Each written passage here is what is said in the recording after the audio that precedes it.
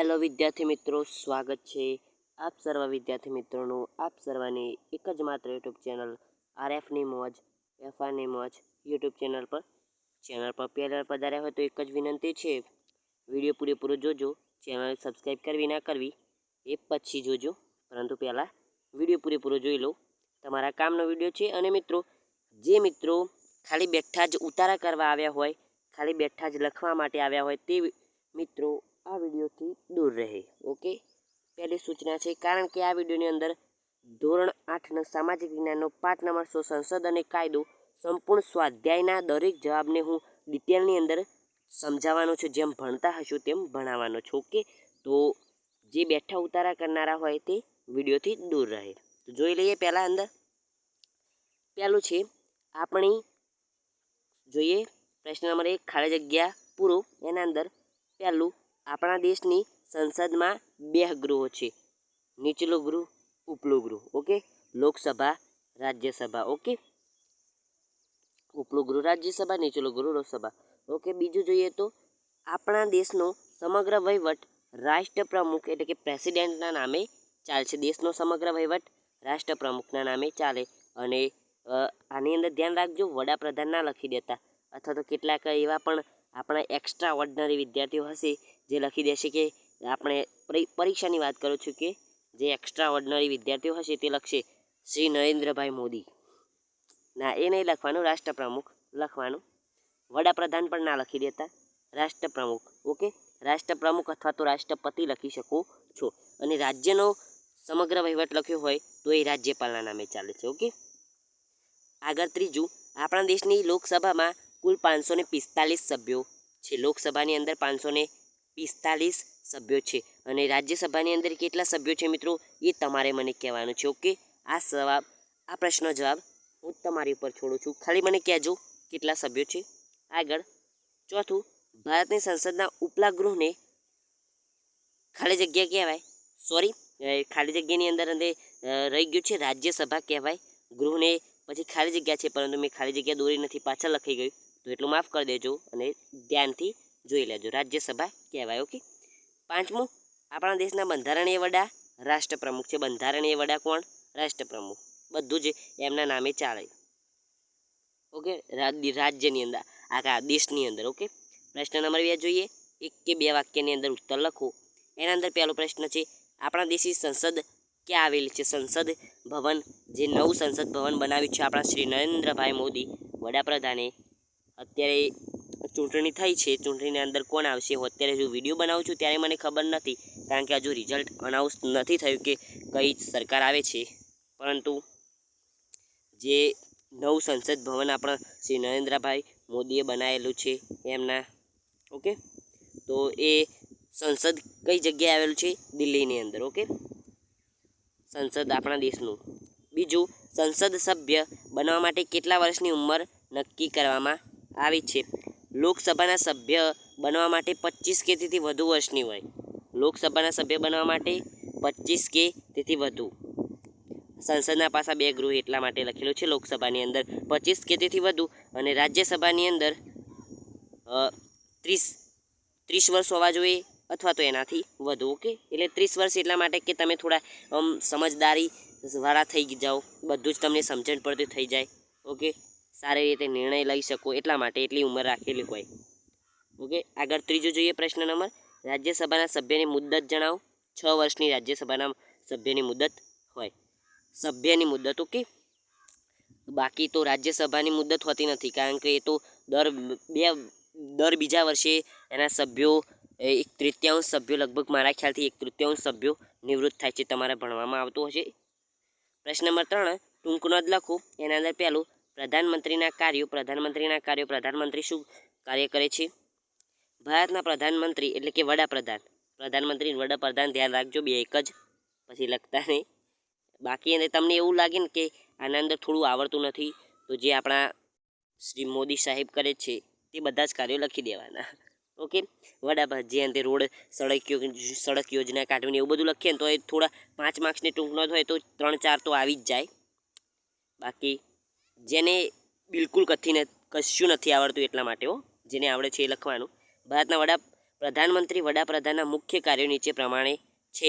પ્રધાનમંત્રી રાષ્ટ્રપ્રમુખના આમંત્રણથી પ્રધાનમંડળ રચે છે. આમંત્રણથી એટલે કે આમંત્રણ પત્રિકા ના મોકલે હો, પાછા કે આમંત્રણ પત્રિકા મોકલે એ આમંત્રણ પત્રિકા નહીં.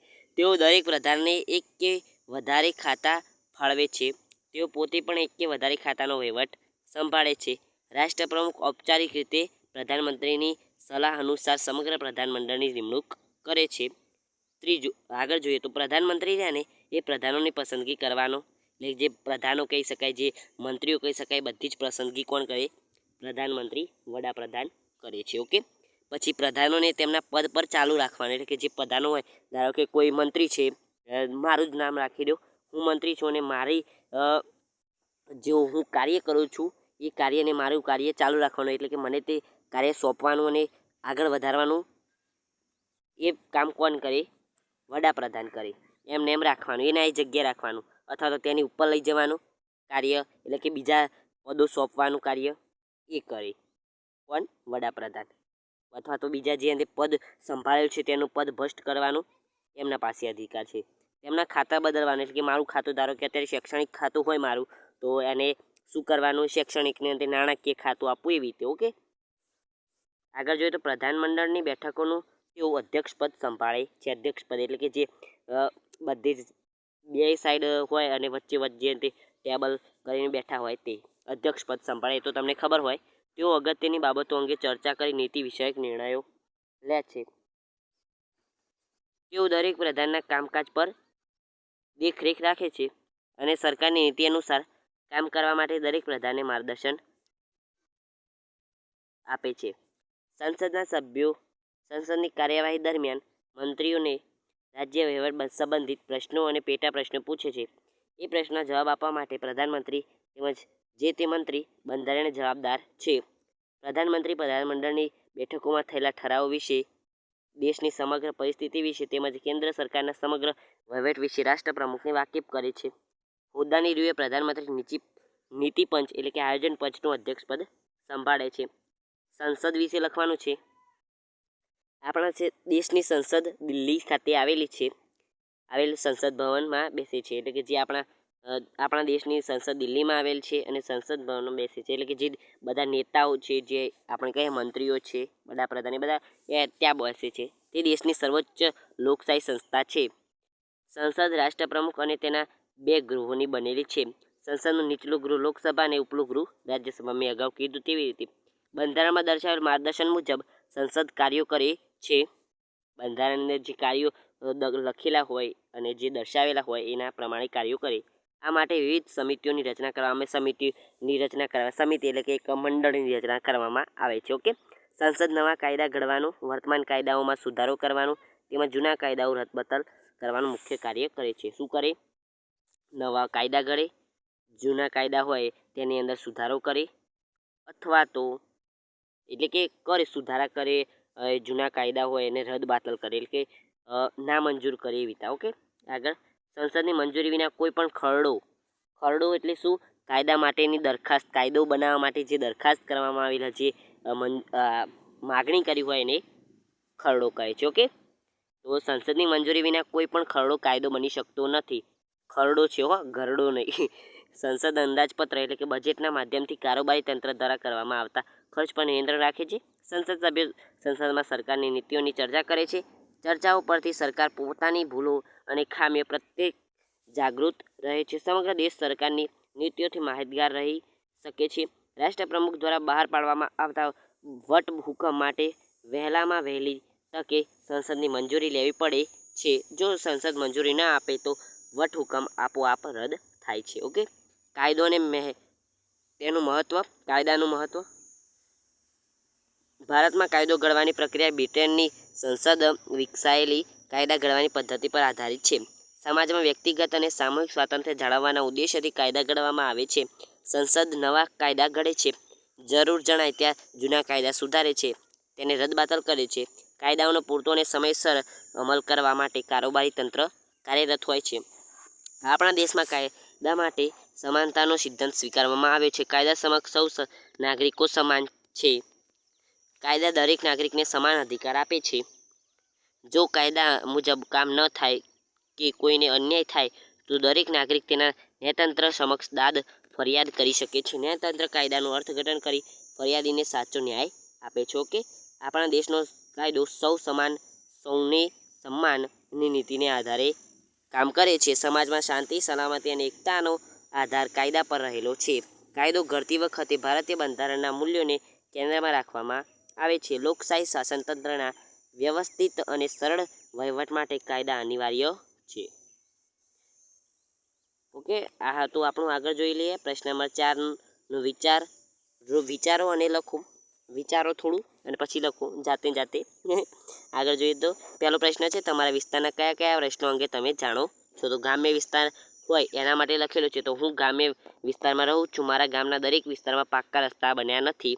આગળ બીજું, મારા ગામમાં હજુ ગટર વ્યવસ્થા થઈ નથી. તેનાથી દરેક મહોલ્લામાં ગંદુ પાણી જોવા મળે છે. ચોમાસામાં નીચાણવાળા ભાગોમાં ખાબોચિયા ભરાય છે. પરિણામે મચ્છરોનો ત્રાસ વધતા લોકો મલેરિયા જેવા રોગોના ભોગ બને છે. ઓકે, આગળ ચોથું, ઉનાળા દરમિયાન દિવસે કેટલાક કલાક વીજળી હોતી નથી. અત્યારે હું પણ એક ગામમાં રહું છું અને અહીંયા વીજળી તો છે પરંતુ જતી રહે છે કેટલી વખત બપોરે 1-2 કલાક, વધારે નહીં હો, 1-2 કલાક. પરંતુ હવે તો વધારે વિકસિત થઈ ગયા છે ગામડાઓ. આ શહેરના થોડીક જ શહેરની બરાબરી એ થોડુંક જ ઓછું હોય છે.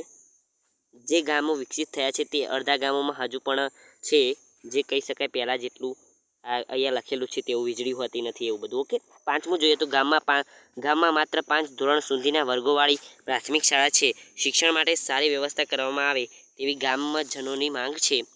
આગળ છઠ્ઠું, ગામમાં નાનું આરોગ્ય કેન્દ્ર છે, તેમાં તાત્કાલિક સારવારની કોઈ સગવડ નથી.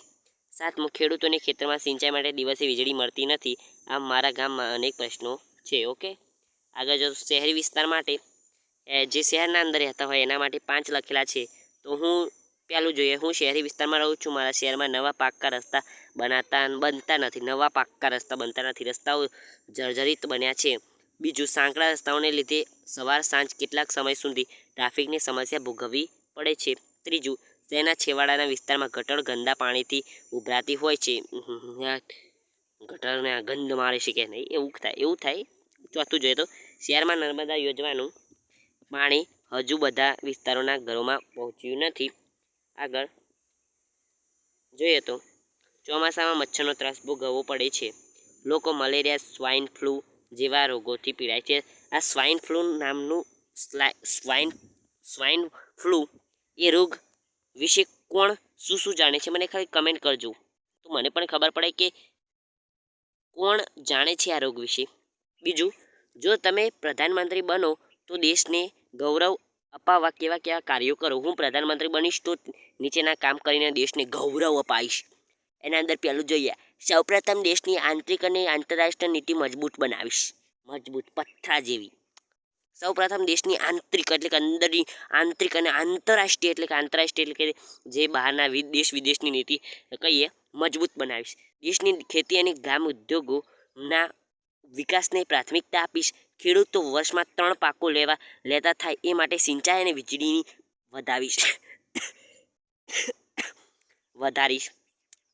ખેડૂતોને સારા બિયારણો, ખાતર, જંતુનાશક દવાઓ તેમજ ખેતીના સાધનો અને વીજળી વાજબી ભાવે મળે એવી વ્યવસ્થા કરીશ. ગ્રામોદ્યોગના વિકાસ માટે વિવિધ સગવડો ઊભી કરીશ અને તેમને અપાતી સબસિડીની પ્રમાણ વધારીશ. આગળ જોઈએ, હું દરેક ગામમાં વીજળી, આરોગ્ય, પ્રાથમિક શિક્ષણ, પીવાનું સ્વચ્છ